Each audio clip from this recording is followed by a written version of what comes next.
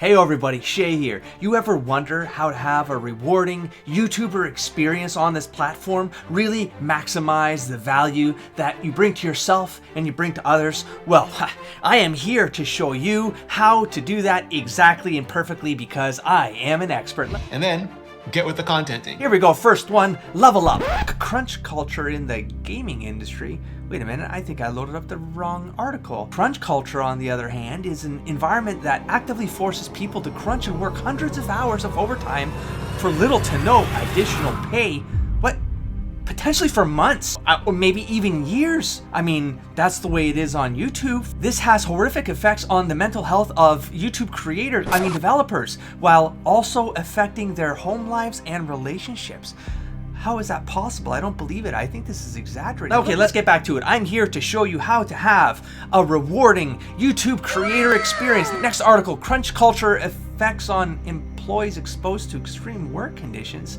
I might have pulled up the wrong article again. This has nothing to do with YouTube. Certainly, there's a highlighted portion here, folks. It's often seen in workplace environments that the typical way most employees deal with stressful events is by sucking it up and pushing forward.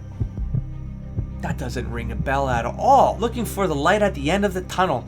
I hope that's not in a negative sense, because that would be really awkward, I would imagine. You have to wonder how bad it must have been to push them to speak out in such a manner. No. Again, I don't believe it. I don't believe it. Shenanigans, hankety pops. Stop it.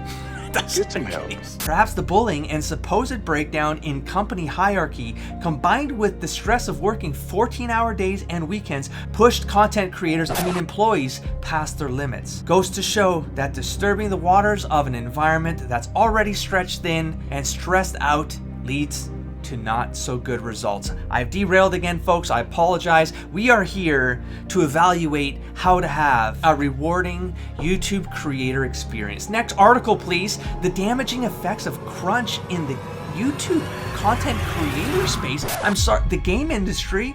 No, this is the wrong. Oh, here's a bullet list. Bullet lists do great on YouTube. Burnout, a diminished passion in their work, loss of productivity, no incentive to work due to no benefits. No benefits? How can you work full-time weekends? You give up family events? Work and forget vacation time? Just constantly just want to create because you love it? Get no benefits? That doesn't make any sense. How do you support that if you're not a Canadian? Declining mental health, anxiety, depression. These are fake symptoms. This doesn't exist in society. This is bullcrap. Lower overall quality content. Games will often have failed releases. Let's back to it. Next article. Oh wait, no, I'm on the wrong space again, folks. I apologize. Let's just take a look at that title. That's a weird one, right? Humans aren't machines. Exploring the psychological effects of crunch. Crunch doesn't exist. Crunch is fantasy. These things aren't real, folks. You have to comment. Oh, wait, there's a highlighted section. Let's read it together. So long term, there is really no science I could find showing any productivity benefits of doing extended crunches. In fact, just the opposite. It's less efficient. There's really no justification for crunch beyond like a month or so. Well, it seems intuitive to say that if you create more YouTube content, work longer hours, you get more algorithmic results. You get more out of them. But that's just not supported by the YouTube platform. By reality. Maybe those are two same things, I suppose, because humans aren't machines.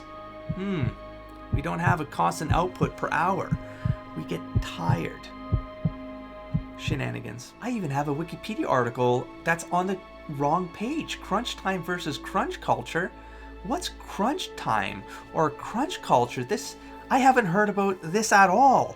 There certainly wasn't plenty of circumstances in the last few years where there were massive controversies about overworking employees and how that doesn't really have good psychological effects, and that everyone was blaming publishers for treating humans like robots. Oh look, there's a highlighted section. Crunch leads to burnout, which can have adverse effects on both the team and the individual.